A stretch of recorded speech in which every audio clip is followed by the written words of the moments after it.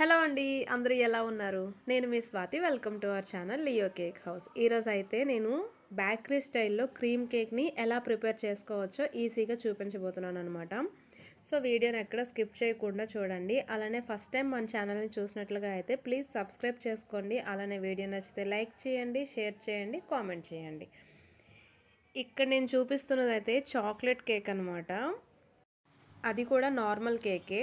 Cool cake అయితే కాదు. చాలా ఈజీగా సింపుల్గా చేసుకోవచ్చు. చాలా టేస్టీగా ఉంటుంది. సో ఇంకా లేట్ చేయకుండా ప్రాసెస్లోకి అయితే వెళ్ళిపోదామా. సో ఇక్కడ నేను తీసుకున్న క్రీమ్ అయితే బిస్ క్రీమ్ అనమాట.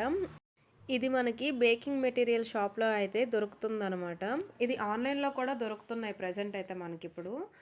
సో ఇది మనకి 14 కేజీస్ ప్యాకెట్ అయితే దొరుకుతుందనమాట. ఇందులో కేజీస్, హాఫ్ కేజీస్ అయితే అస్సలు ఉండవండి. 14 కేజీస్ ఖచ్చితంగా తీసుకోవాల్సిందే. నెక్స్ట్ ఇది మనకి ఇక్కడ 2000 ఇలా కాస్ట్ పడిందనమాట. సో దీంతోనే ఇప్పుడు మనం క్రీమ్ని అయితే ప్రిపేర్ చేయబోతున్నాము. ఇక్కడ నేను హాఫ్ కేజీ కేక్ని అయితే చేస్తున్నాను. సో దానికోసం ఇక్కడ నేను ఈ డాల్డా క్రీమ్ని 140 గ్రామ్స్ అయితే తీసుకున్నాను అనమాట. ఎగ్జాక్ట్గా మనం 140 గ్రామ్స్ తీసుకోవాలి. 1 గ్రామ్ అటు ఇటు అయినా సరే కేక్ అనేది సరిగ్గా రాదనమాట. సో అందుకని చెప్పి 140 గ్రామ్స్ ఎగ్జాక్ట్గా తీసుకున్నాను. నెక్స్ట్ ఇక్కడ ఇందులో మనం మిక్స్ చేయడానికైతే ఇక్కడ ఐసింగ్ షుగర్ని అయితే తీసుకున్నాను అనమాట. మనకి ఐసింగ్ షుగర్ ప్యాకెట్స్ ఇలానే దొరుకుతాయి. ఇక్కడ నేను క్వాలిటీ కంపెనీ ఐసింగ్ షుగర్ అయితే తీసుకున్నాను అనమాట. దీనిపైన ప్రొసీజర్స్ అన్నీ ఉంటాయి, ఎలా ప్రిపేర్ చేసుకోవాలి ఏంటి అని చెప్పి. నార్మల్ క్రీమ్ కేక్స్లో అయితే యూస్ చేసే షుగర్ అయితే ఇదేనండి. మనం ఇంట్లో ఉంటుంది కదా, ఆ షుగర్ని కొంచెం కార్న్ఫ్లోర్ కలిపి ఏదేదో చేస్తుంటారు. అలా చేస్తే మాత్రం అస్సలు రాదు. ఎందుకంటే ఈ ఐసింగ్ షుగర్ అనేది చాలా ఫైన్గా ఉంటుందన్నమాట. సాఫ్ట్ పౌడరీగా ఉంటుందన్నమాట ఈ ఐసింగ్ షుగరు. మనం ఇంట్లో చేసుకున్న షుగర్ అయితే మాత్రం కొంచెం గరుగ్గా ఉంటుంది. సో మనం ఇంట్లో ఉన్న షుగర్తో చేస్తే మాత్రం ఖచ్చితంగా అయితే మాత్రం పర్ఫెక్ట్గా రాదండి. ఎందుకంటే నేను ఆల్రెడీ ట్రై చేశాను. చాలామంది చెప్తూ ఉంటారు అలా చేసేసుకోవచ్చు, ఇలా చేసుకోవచ్చు అని చెప్పి. కానీ ఖచ్చితంగా అయితే రాదు. ఎందుకంటే నేను ఇక్కడ ఎక్స్పీరియన్స్ చేశాను కాబట్టి నేను చెప్తున్నాను. వినకపోతే అది ఇంకా మీ ఇష్టం అండి. ఇక్కడ నేను ఐసింగ్ షుగర్ అయితే 200 గ్రామ్స్ అయితే తీసుకుంటున్నాను. క్రీమ్ 140 గ్రామ్స్ తీసుకున్నాం కదా, ఐసింగ్ షుగర్ అనేది 200 గ్రామ్స్ అయితే తీసుకుంటున్నాను. ఈ 2 ఇంగ్రీడియంట్స్ ఉంటే చాలండి. ఇంకా ఏ ఇంగ్రీడియంట్ అవసరం లేదు.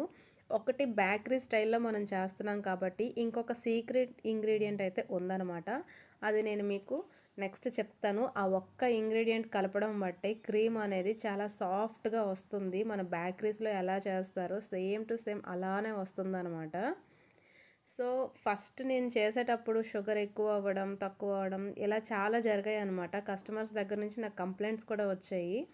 అంటే షుగర్ ఎక్కువైపోయిందని చెప్పి, లేకపోతే షుగర్ తక్కువ అయ్యిందని, లేకపోతే సాఫ్ట్గా లేదు, బేకరీ స్టైల్లా లేదు అని చెప్పి చాలామంది చెప్పారు. సో ఎలా ఏంటి అని మెజర్మెంట్స్ బట్టి చూస్తే లాస్ట్కి ఈ మెజర్మెంట్ అయితే కరెక్ట్గా సరిపోయిందనమాట. సో అందుకని చెప్పి ఇంక నేను ఇదే ఫిక్స్ అయ్యి ఇంకా ఇలానే నార్మల్ కేక్స్ అయితే చేస్తున్నాను. ఇప్పుడు నేను ఇందులో సీక్రెట్ ఇంగ్రీడియంట్ ఏంటి అనేది చెప్పబోతున్నానండి. అదేనండి ఆయిల్, సన్ఫ్లవర్ ఆయిల్ అనమాట. ఫ్లేవర్లెస్ ఆయిల్ని మాత్రమే యూజ్ చేయాలి. ఇక్కడ నేను 1 టేబుల్ స్పూన్ ఆయిల్ని అయితే యాడ్ చేసుకున్నాను. నేను తీసుకున్న షుగర్ పౌడర్కి, క్రీమ్కి తగ్గట్టు క్వాంటిటీ అనమాట. 1 టేబుల్ స్పూన్ ఆయిల్ అనమాట. ఆయిల్ని యాడ్ చేసిన తర్వాతన క్రీమ్ అనేది చాలా పర్ఫెక్ట్గా వస్తుంది. ఇందులో పైనాపిల్ ఎసెన్స్ అనేది 1 టీ స్పూన్ వేసుకోవాలండి.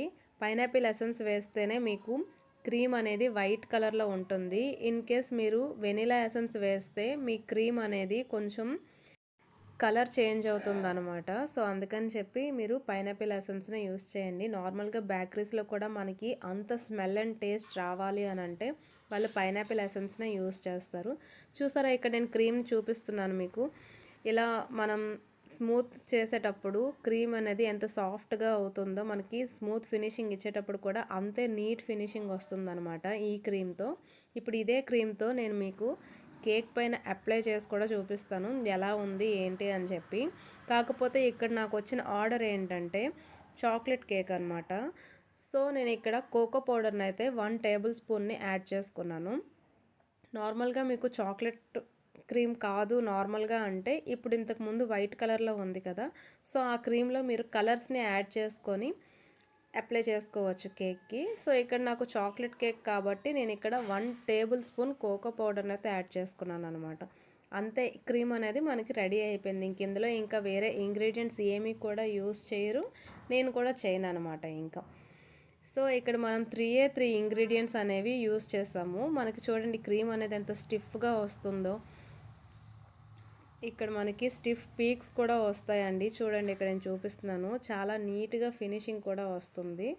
సో ఇప్పుడు నేనైతే 1/2 kg స్పాంజ్ని అయితే రెడీ చేసుకున్నాను. సో ఆ స్పాంజ్ పైన అయితే ఈ క్రీమ్ని ఎలా అప్లై చేస్తానో ఏంటి అనేది చూస్తూ ఉండండి. ఇందులో ఇంకా మీకు ఏమైనా డౌట్స్ ఉన్నట్లుగా ఉంటే తప్పకుండా నన్ను కామెంట్స్లో అయితే అడగండి, నేను మీకు చెప్తాను. ఇక్కడ నేను స్పాంజ్ని అయితే చాక్లెట్ స్పాంజ్ని రెడీ చేసుకున్నాను. మనం ఏ కేక్ ప్రిపేర్ చేసినా సరే ముందు బోర్డుకి అనేది కొంచెం క్రీమ్ని అప్లై చేసుకోవాలి. అలా అప్లై చేసుకున్నట్లుగా అయితే మన స్పాంజ్ అనేది అటు ఇటు జరగకుండా మిడిల్లో స్టిఫ్గా ఉంటుందన్నమాట.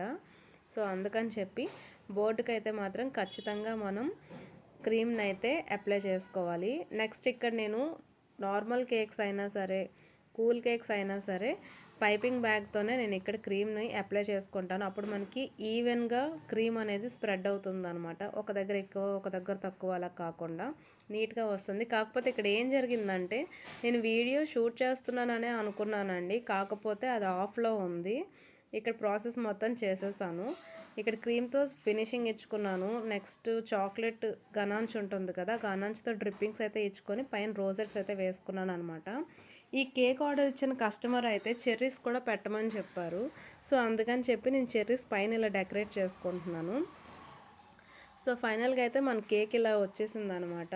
సో మీకు ఈ కేక్ ఎలా అనిపించింది, నెక్స్ట్ ఈ ప్రాసెస్ మీకు ఎలా అనిపించిందో నాకు కామెంట్స్లో చెప్పండి. అలానే మన ఛానల్ని ఫస్ట్ టైం చూసినట్లుగా ఉంటే ప్లీజ్ సబ్స్క్రైబ్ చేసుకోండి.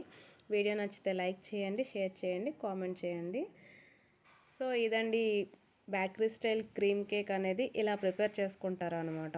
సో మీరు కూడా ఇంట్లో తప్పకుండా ట్రై చేయండి. హోమ్ బేకర్స్ అనే వాళ్ళకి కన్ఫర్మ్గా ఈ వీడియో అయితే యూస్ఫుల్ అవుతుందని చెప్పి నేను అనుకుంటున్నాను. నెక్స్ట్ ఇంకా మనకి న్యూ ఇయర్ వస్తుంది కదా, న్యూ ఇయర్కి మ్యాక్సిమం ఎక్కువగా మనకి వెళ్ళేవి నార్మల్ కేక్సే. సో తప్పకుండా ట్రై చేయండి, ఈ ప్రాసెస్ అనేది మీకు ఖచ్చితంగా వర్కౌట్ అవుతుంది. సో ఇంకొక మంచి వీడియోతో మీ ముందుకు వచ్చేస్తాను. అంతవరకు బాయ్.